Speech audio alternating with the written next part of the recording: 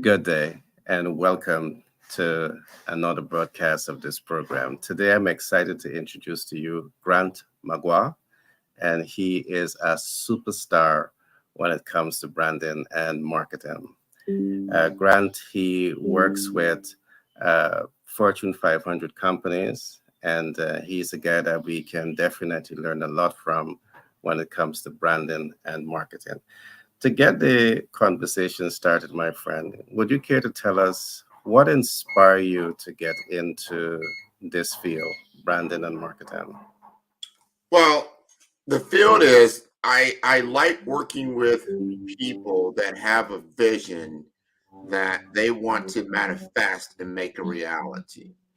And they don't necessarily know the path forward, or they might think they know the path forward, and they want someone to give them some best practices around that. Now, I started in the we call the branding field, which I've done a lot of. I call business development before it was even called branding. It's business development.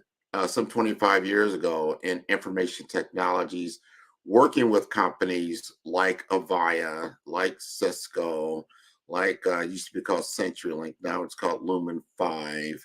I'm just thinking, I was just going into my past and seeing what all the different clients that I work with. I work companies like Zones. Zones, if you look at Zones is a humongous um, reseller of 2,000 different information technology, different solutions when it comes to networking and when it comes to cloud computing, when it comes to business transformation, digital transformation. That gave me a lot of exposure to a number of different brands. And it gave me exposure to the go to market model for these technology companies and seeing how, when they were successful, when they weren't successful, how we work with their marketing teams to become more successful, to get their messaging right. 90% of the problem is always usually in messaging. And what you find is that people lead with their solutions first. They feel like a person would be more interested in their solution. So let's get it out there. Well, that's not necessarily the case, but because most people are only going to be involved with your solution at the time that they hear about it, maybe less than 7% are what you were calling a buy now mode. So 93% of the market is not in a buy now mode. So if you're leading with your solution, you've taken that right off the table. So Grant, they would say, Grant, well, what do you mean by that? So well, you're leading the wrong way. You should lead with the problem that your target audience is typically challenged with, or they're going through, or they're going to be challenged with. And that you establish yourself first as someone who understands that particular problem. You are a thought leader in those challenges, and that gives you now alignment when it comes to synergies. Like, hey, this particular person or entity actually understands my business and they understand the audience in which I have dwell in order to create business opportunities. And the messaging they have is not me first, it's them first. Their messaging is around what they're doing and what the potential issues they're going to come across. And here's some guidelines to get you through the maze of business development, sales, marketing, and branding. And that, if you take that attractive position, you will find yourself above the noise in what you're trying to accomplish. This is so important. You start with your business problem first, and then talk about the available options that a person could take to potentially solve those business problems. That's going to help them because they're going to either do one of three things. They're going to try to do it themselves, and they need to understand the implications of that. They will try to get someone to help them, and they need to understand the value of that and what how that relates to where their business. They're going to get somebody that barely fixes the problem, or somebody's an expert in the problem, or someone who just maybe can just solve the problem. You never know, but there's going to be choices in that area. And then you get to that last. What's that last choice? I do nothing. And I tell you, Gary, over 50% of the people, they do nothing. I agree. And that's sad I agree. because the problem still exists. So then you Mm-hmm. ask yourself the most important thing: is the problem worth solving? Because if the problem isn't worth solving, they are going to do nothing. And you've spent a lot of branding, a lot of marketing, a lot of things about a problem that a person doesn't feel is worth solving. So you need to understand that.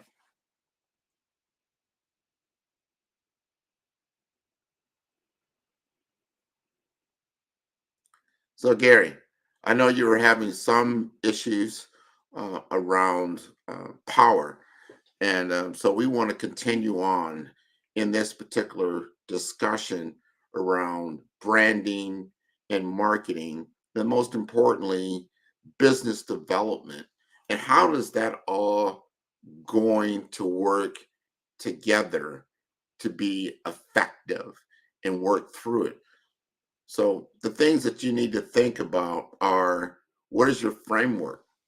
What is your framework to begin the process? And as you think through these types of things, as I stated earlier, if you're coming across a business problem, you're going to have to identify what that problem is. What is the actual problem?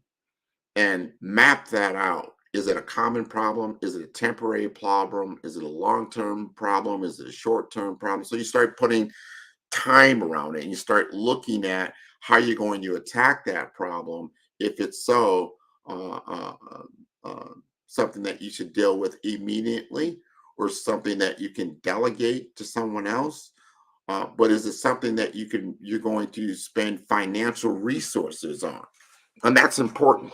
And then you start looking at what are the critical success factors in solving this problem, and what is the financial return on investment by solving this problem.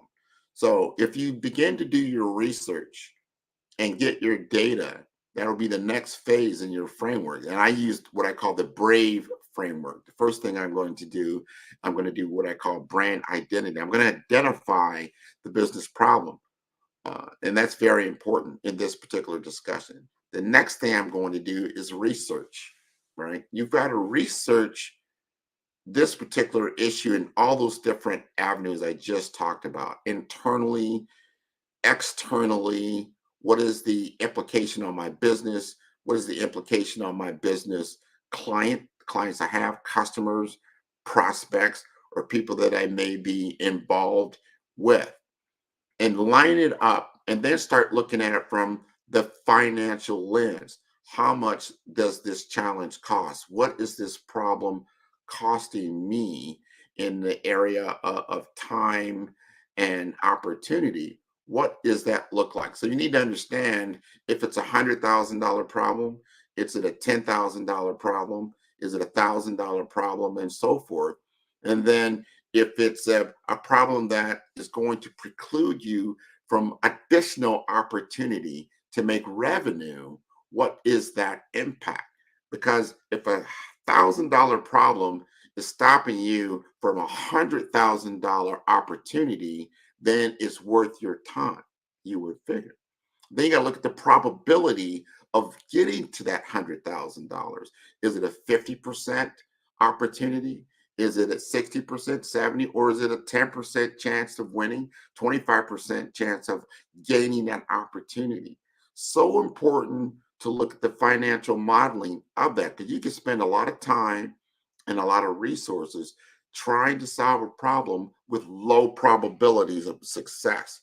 This happens over and over in business because of market conditions.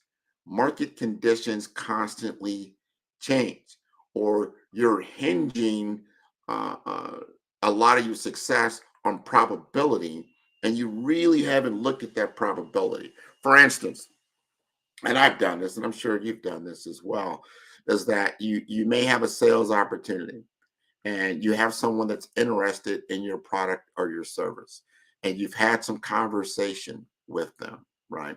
And that's the cost to acquire a client. And then the client now represents, if they choose to invest in this product or service, let's just say it's $100,000 of revenue. And you got to look at revenue. Okay, how much profit is in that particular deal? Now, that'll be the first thing I might even look at when I look at that, because profitability is more important than just the revenue. It may be $100,000 in revenue, but after you've added in all your costs and the cost to acquire and all the things you're going to have to do in resources to get to that $100,000, you may find that you spent more than 100,000 in acquiring that client. Or you might find it was 50,000, 25,000, whatever that number is.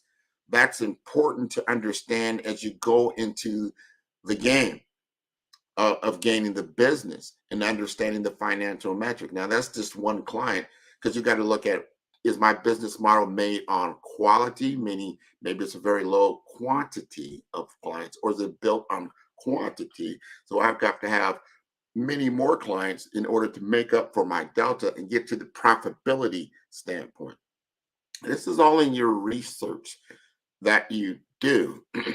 And as you begin to say, okay, I need to then brand and market to the sweet spots of my profitability and probability of gaining opportunity and revenue and business and new clients. And you want to make sure that your messaging, which is going to be in your next stage, I call it the Brave Framework Network. Remember, we started with brand identity, just identifying the problem.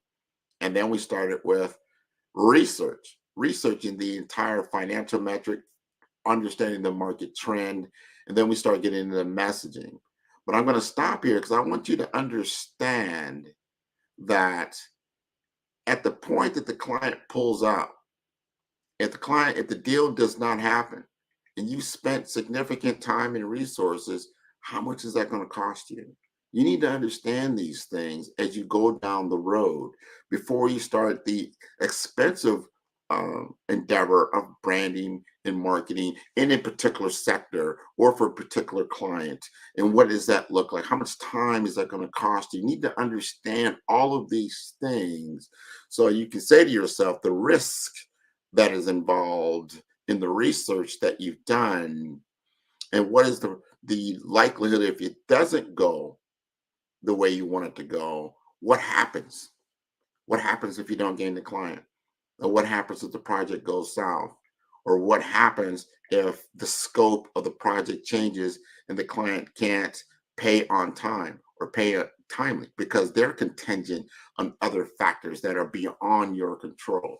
You need to understand all of these things because business is risky, no matter who and what it is, whether you're a Fortune 500 company or you're a small business owner. You must assess the risk involved. You must assess the risk involved. And that is the A of that, right?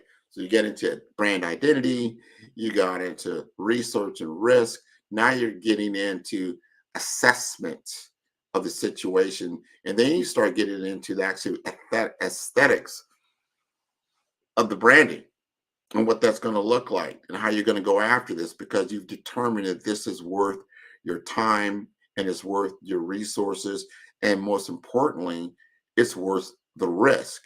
So in business, typically what you want to have, what you would like to have is a very robust funnel of opportunity, not based on one or two or even three clients. You need a robust funnel of opportunity that you have identified and you have financial metrics behind.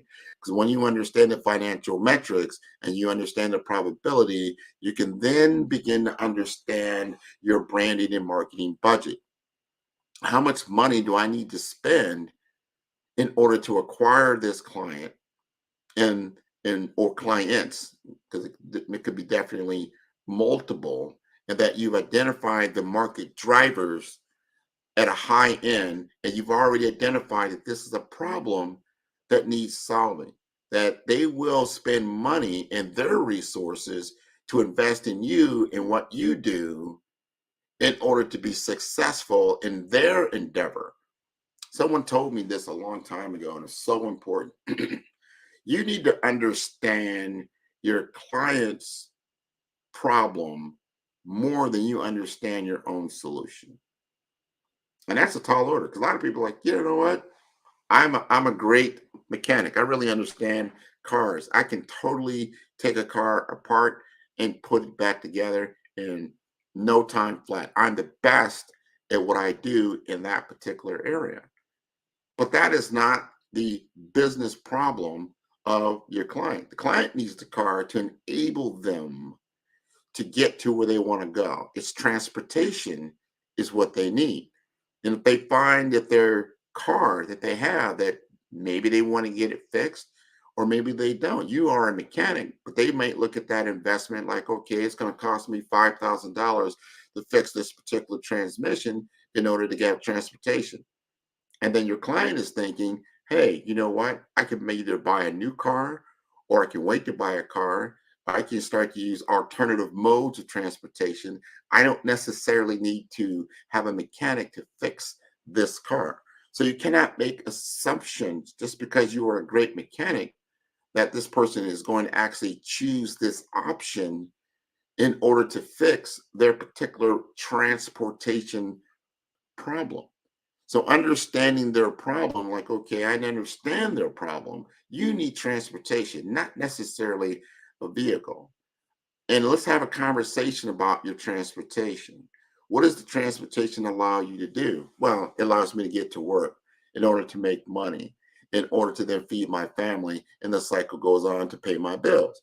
You say, okay, how much is that worth to you? Well, to get to my job and what I do costs $50,000. Well, how much does it cost you to drive to work just before you even get a job? Well, that's costing me X amount in gas and that type of thing. And it costs me, I don't know, $300 to $400 per month. You start doing the math with them.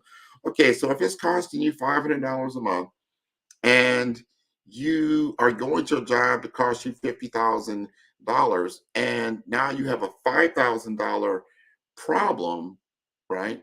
How much time is it going to take you to make up that 10,000 or that $5,000 delta in your particular situation, and you start thinking through that and helping the client think through that, like, yeah, I never thought of it like that.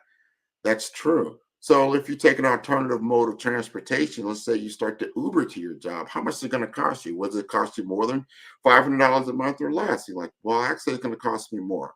It's going to cost me anywhere from $1,000 to $1,500 if I continue to Uber, and I've got to pay them on a daily basis, and I only get paid once or twice a month. That's going to be stressful by itself. Okay, that starts to make sense. So is fixing your car a big problem for you? How are you going to pay for fixing your car? Like, well, I do have a credit card or I do have savings that I would want to say, well, what's the time value of that money? Do you need to drive that car immediately? Or can you just Uber everywhere? Or you want to save that money in the bank? You start thinking through this problem. Like, you know what? I don't just use the car to get to work. Oh, you don't. What else do you use it for? And then you start to really unfold all that. And then you might come to the best solution for that problem is to fix and repair the vehicle, because then getting into a new car and now you got a whole new payment, let's say, and a whole new set of circumstances around insurance and other things. Is that going to be a successful solution to your problem? If you are a good business person, you will sit down and have these kinds of conversations with your client to understand their problem and understand the implications of that problem and help them understand the options that they can use to potentially solve that problem, which of course it starts to include your own solution. And then you've done all the selling up front. At the point where they start to really consider using you, you've already taken them through the whole buying process. So you become a viable person for them to invest in. Like, okay, you are the best solution for me if that was the case. So if your marketing and your branding doesn't speak to that kind of customer journey, and it's all about I can fix cars real great, you have not talked about all the other things that are being considered in this particular problem that the client has, right? This is solving business problems with your solutions. But if your branding and marketing is all about your solutions and not your particular situation with the problem, you're already 180 degrees misaligned with your client. And I found this so prevalent in so many brands that I have come across, specifically in the technology space. It's all about them. It was all about their speeds. It's all about their fees. It was all about the latest widget, their software and their capabilities and what they were able to do. And they're not talking to the client specifically and the problem that they have. They lead all their marketing, all their materials, all the print that they have, everything they see online, everything that's in their social media feeds is all about their solution. It has nothing to do with the problem that they have and the potential options for solving that problem. Nothing. So when you start getting into the branding or the aesthetics and the look and feel of your brand, look at it and see if it's actually speaking to the problem in depth. And as you're making your brand visible, as part of the Brave Van brand blueprint framework, the visibility of the brand. What is it looking like? And what does it say? Because most of the time, when you hear about why people don't like salespeople, is because they're trying to sell them something that they don't know anything about, they don't have any interest in, and they don't have a problem that's even associated with this particular solution. And they're just showing up at your door, knock, knock, knock, knock, knock. Hey, buy my stuff, invest in my business, do this, do that. And like, I don't even know who you are and what you're talking about and why you're even talking to me. And this is annoying.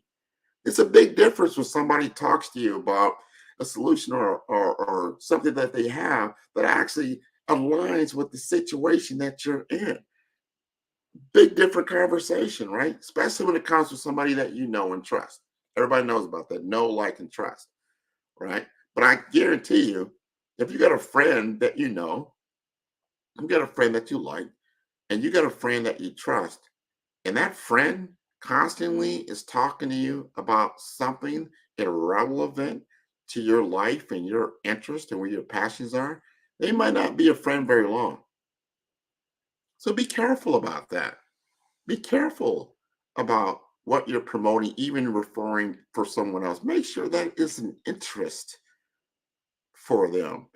And if they and you say, well, Grant, I'm not sure who's out there is looking at my stuff. I have to, so that's when you do your research and make sure that your target audience, that they're seeing you as a thought leader, that you're doing the correct marketing, that you're doing the correct branding, and that you are first establishing yourself as a thought leader and a problem solver and someone who understands the business dilemma at a very, very high level. That you are true and true, you understand these challenges. So, what I'm talking to you about is like, I do understand branding and marketing and selling, business development, personal branding. Those are my expertise, right?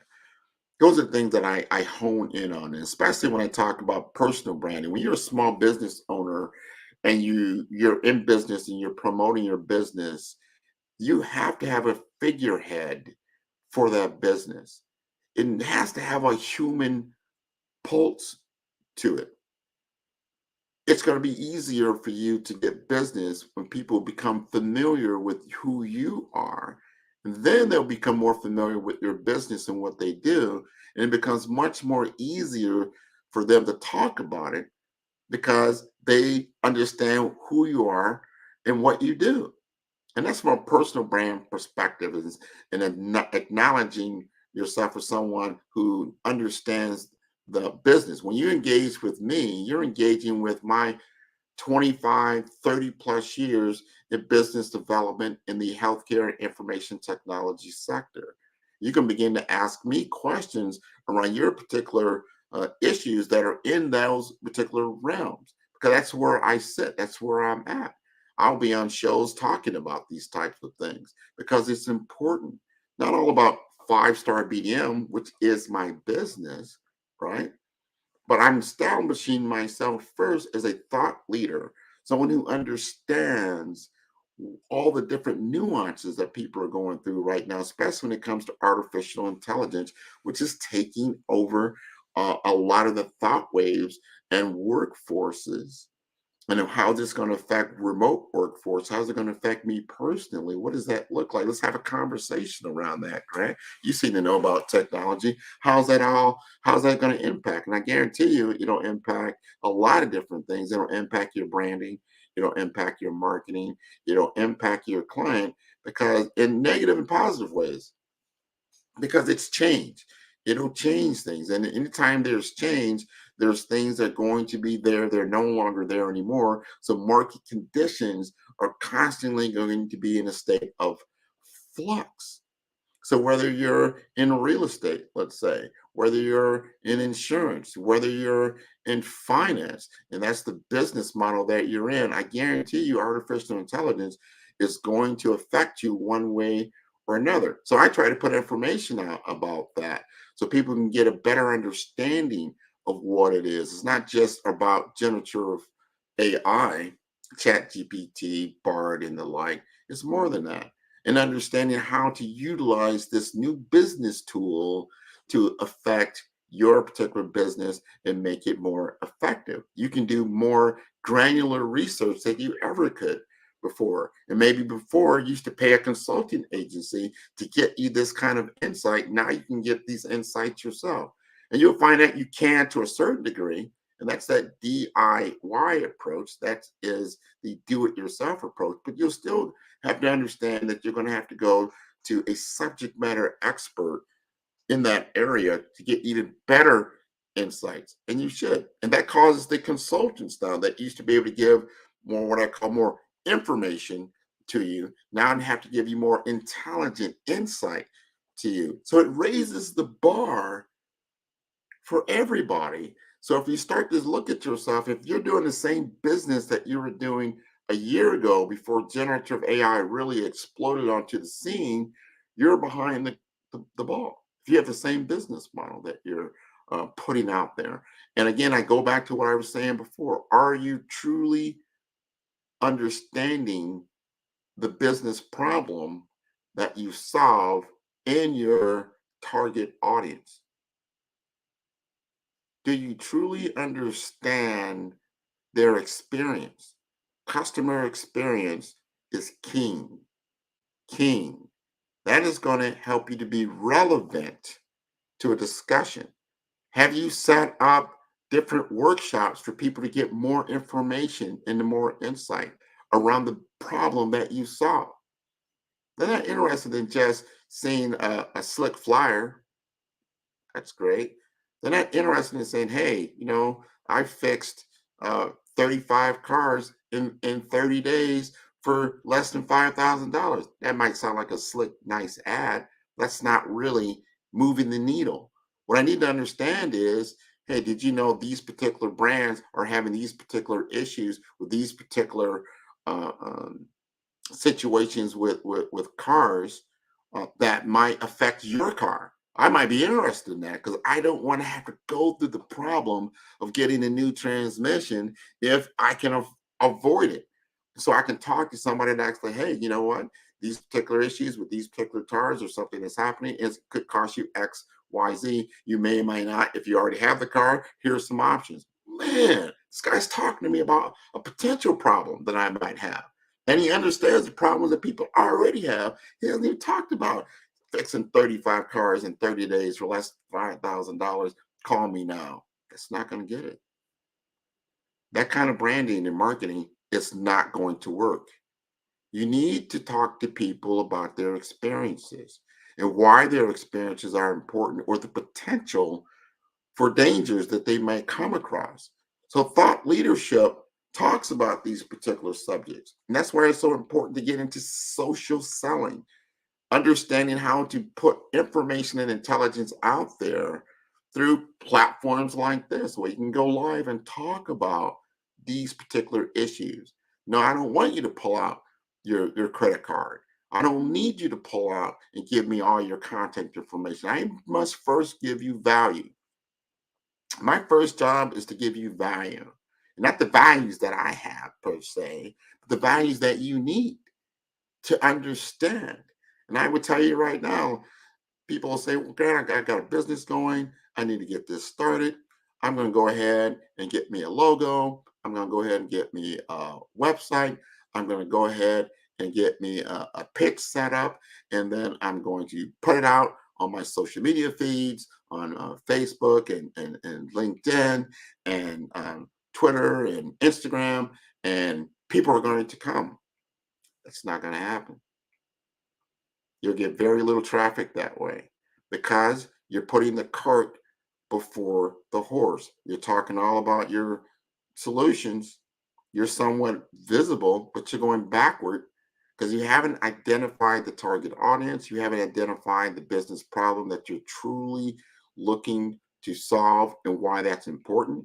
You haven't established any kind of brand identity of why somebody would then be interested in you. And you start looking at different influencers and how they got going and how they became more popular or how they got to a success point. They started just where you're at right now, but they started from an aspect that they filled a gap in the market that someone else found that they needed to have a problem solved, that they needed to get a voice out there. They needed to get more visibility in this area. I needed more insight here. I needed more information. I needed more intelligence. And if you already started branding and marketing just about you haven't addressed any of these issues. You haven't established yourself at all. When you look at people like Brene Brown, people like her, she's very nice, she's very popular. But she just started out doing TEDx talks. And she talked about things that were important in the world and her views on that importance. She started doing this and she wasn't doing it to monetize.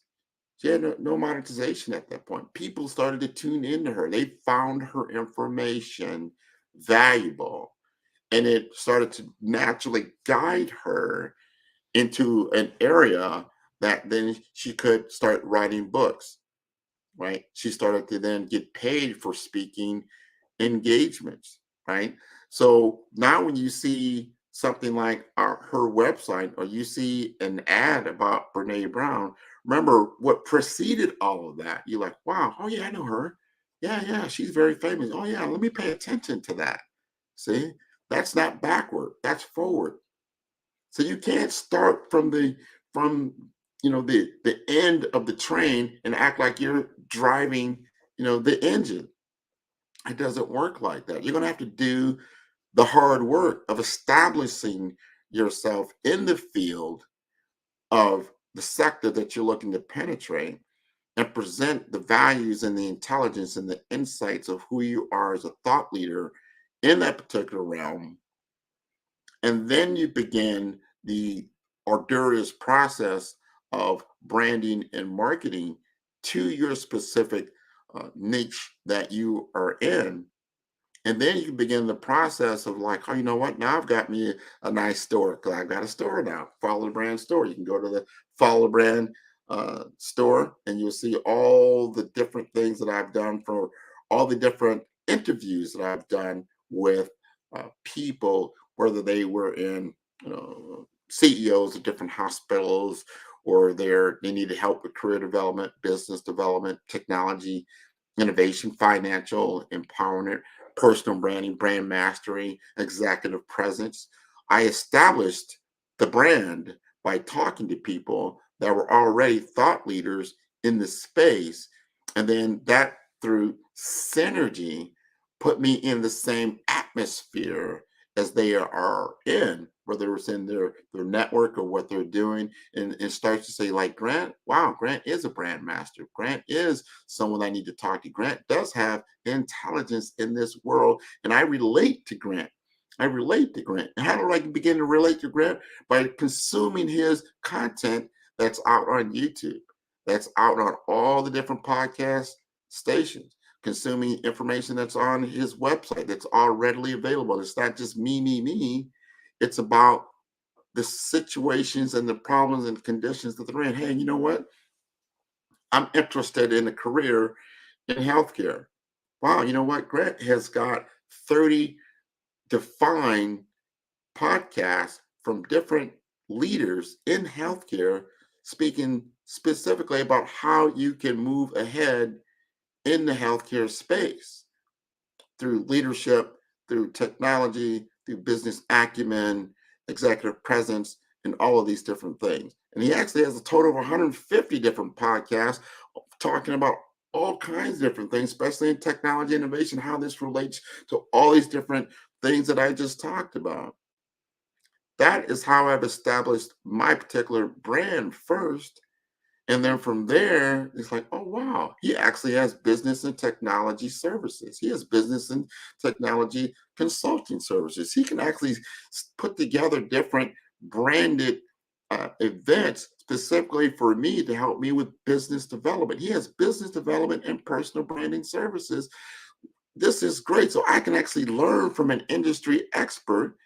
And this is how I do it, by clicking and getting an appointment and then talking to Grant and finding out what is the best avenue for success with my particular issue or problem that I'm trying to solve. And I love working with people that are on the road for small business development. Where are they at? What do they need to do? The biggest problem I see, here's a problem. Biggest problem I see is that they don't know how to invest wisely, whether it's time or money. What do they truly need to do first before they do anything else? And I've seen them that it's like this. And somebody explained this to me, and it was so good. You may have a phone, right? I've got a phone. And then on that phone, you've got numbers. You can, you can dial any digit that you want. But if you don't have the specific number to dial up someone like Gary Thompson, if you don't have his actual number, the actual arrangement, the actual flow, or where the digits go to actually get him on the phone on the other side of that technology, you'll never get him on the phone. And that's the biggest problem that I see a lot in small business. They have a phone, they have digits, but they don't know the right order of those digits in order to dial up the business that they need, and understanding their client that then is going to answer that call and then begin to have a conversation with you on how to solve important business issues. That is what I bring to the table. I help you to put these things in the right order of success in order for you to have impact in your business sector. You might, again, be a great technician, great mechanic. You're very wonderful. And I find this even also a lot in the physician world. They're great doctors, super great. I would want them working on me every day of the week. But when it comes to business and business acumen, they're not the greatest. They don't have necessarily an MBA, a master's in business, for what they want to accomplish. They don't really understand all the financial mechanisms, the technology in landscape, the tech stack that's needed to make sure that everything is going to run smoothly. So they have to outsource a lot of that. Sometimes they do, sometimes they don't. And then in the world of a changing market set, in the consumerization of healthcare that's taking place now, it's no longer doctor by referral. That used to be the way to go. Hey, Dr. D, he's my doctor. Go see him. He'll help you with X. or you go to the hospital and then they say, hey, you know what, you've got a problem in this area or that area. Here's the referral to the doctor. Now that still happens, but guess what? As a consumer, you have access to so much information now. You're like, okay, I understand the problem that you just told me I have. I don't necessarily have to use this particular physician, or I might look up that physician and find out this is not the right person for me, and I have all these other options. Or I start to use people that are outside of that particular network and use something else that's better for me. This is a change in market conditions that were not in the market 3 to 5 years ago, but they're in the market now. And if your business hasn't adjusted to the market, changing market conditions, you're going to see a loss in revenue. This is going to happen, right? So then you would seek out a person like myself to say, okay, what can I do to change that? Where are you at? What are we really talking about? And then you got to start having these same conversations that I talked about. What's the identity that you have? What is your identity? Not just how you see yourself, but how does the market see you? How does your client see you? How do they really see you? What are they talking about? What is your reputation in the market that you're in? You need to understand that and incorporate that into your branding and your marketing.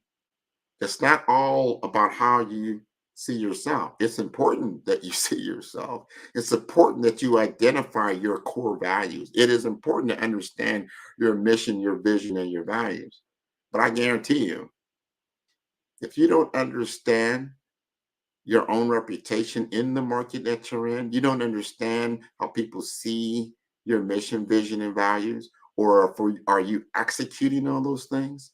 So important. We've seen this now in the age of social media that if a client, customer, patient, patron has a bad experience in your particular business and puts it out there in the social media ethers, it can directly impact your brand immediately.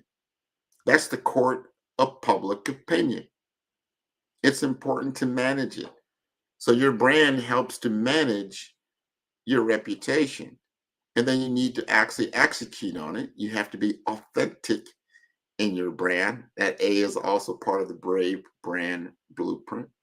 You've got to be authentic.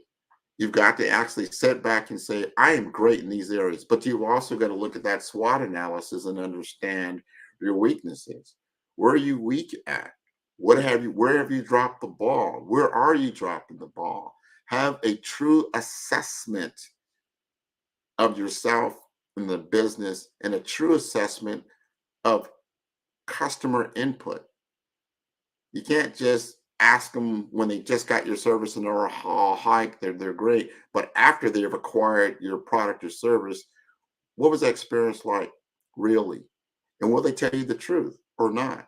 You need to understand that because they might tell their brother or their other significant other, hey, yeah, you know what? I was on Grant's podcast. It was fantastic. I really enjoy that.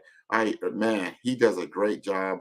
And then I worked with him on his personal brand workshop and his program, and that was wonderful. That I've gotten new direction in what I want to do. And that's great feedback. That's the kind of feedback I want to say. Am I delivering on my messaging, in my branding, in my marketing? Am I telling the truth? Truth is a big, big thing today, especially in a AI-centric world. And we are there. In an AI-centric world, what is the truth? Truth is big because anybody can make up a likeness these days and put some things out there that may or may not be factual. But the truth will always ring true. And you need to know the truth for yourself and your business and what that really lies in. And are you hitting the mark? Are you getting the real testimonials from clients that and that represents the lion's share of the people that are interacting in with your business product and services? Are you getting those real video testimonials like Grant McGaw, you did this for me. Grant McGaw, I am so glad. Grant McGaw, this is wonderful. I like to hear that. But I also need to hear those that are like, I listened to that podcast and I didn't really get much value out of that. And here's why. I need to understand that because that's how I get better, right? You know what, Grant? I took your personal brand, 4-week engagement, and it was good, but I really wish focus more on this area. I thought I was going to get more out of this in this area. Like, wow, it was my messaging off? Did I really explain the value that they would get out of my particular 4-week engagement and what that would look like? I need to pay attention to that so it doesn't grow in that area, that I can say, you know what, I've got a handle on where I drop the ball. Can I have a real conversation if it's possible? Sometimes you can't, but you need to have an attempt at understanding your reputation in the market and if it's true or not. The court of public opinion is very, very, very unforgiving.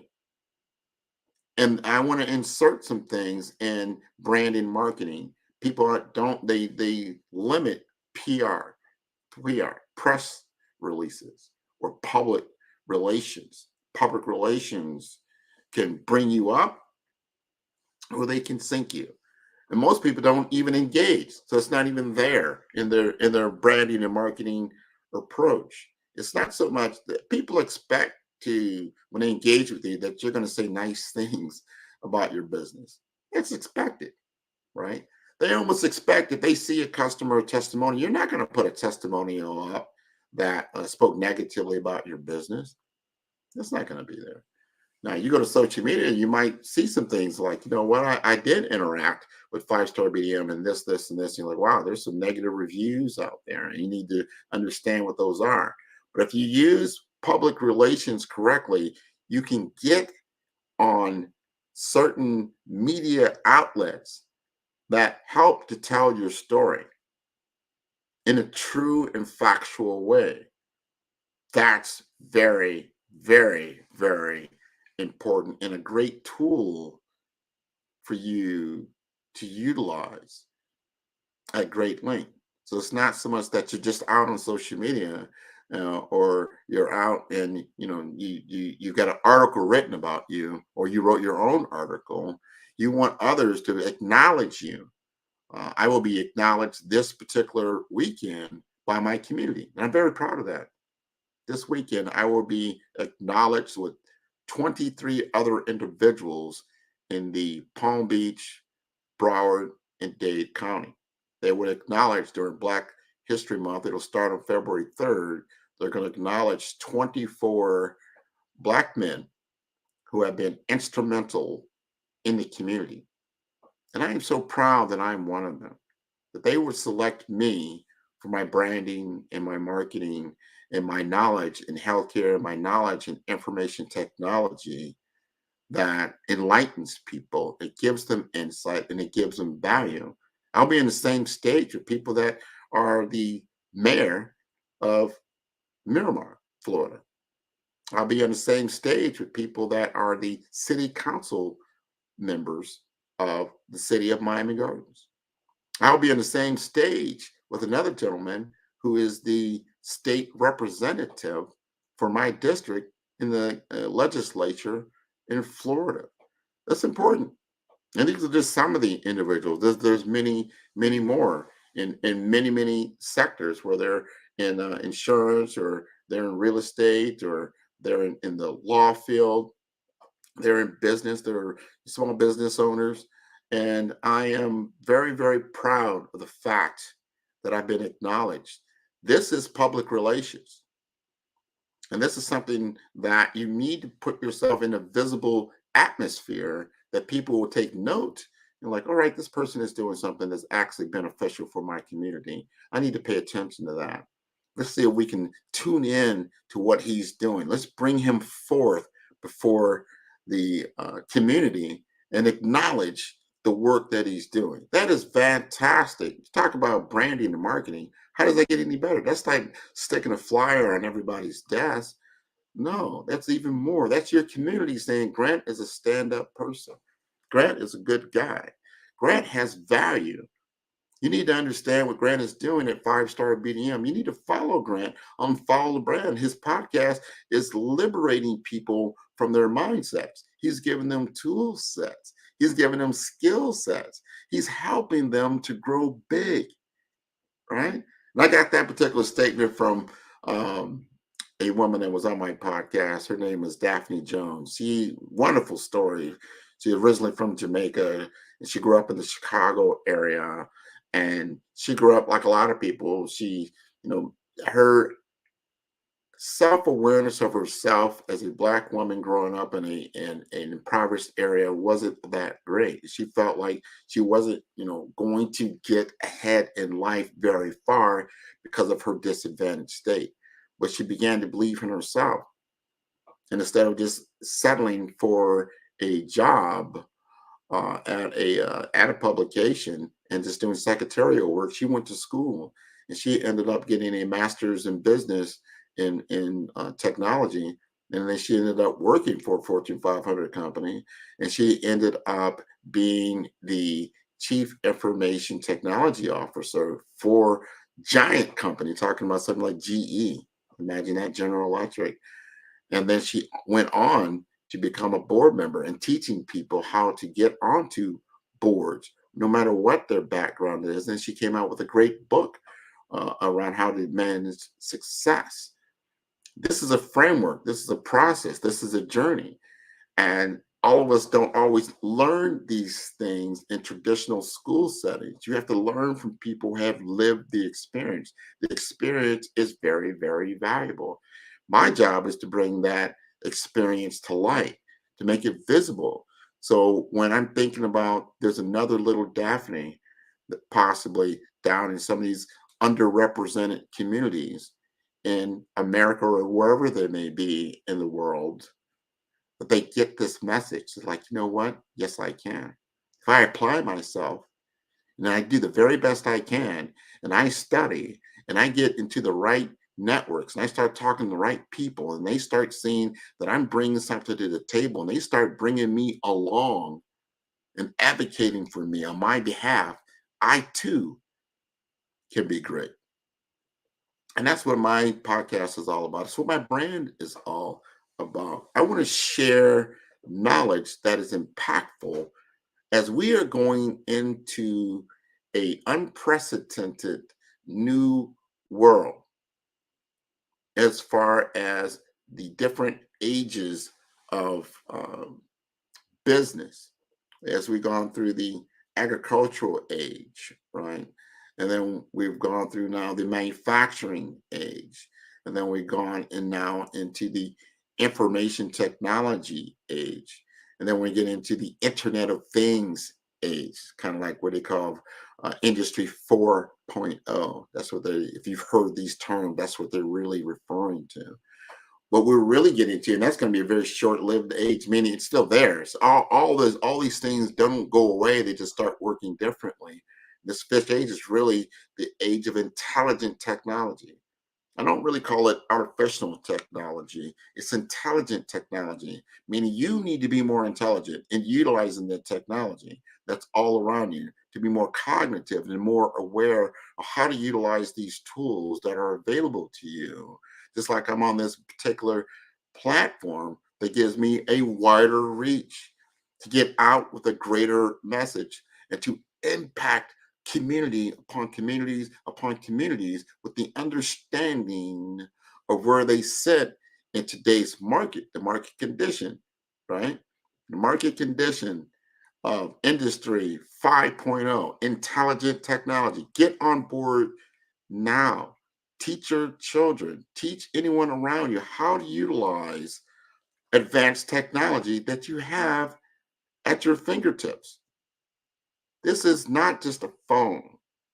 This is a computer, a very powerful device.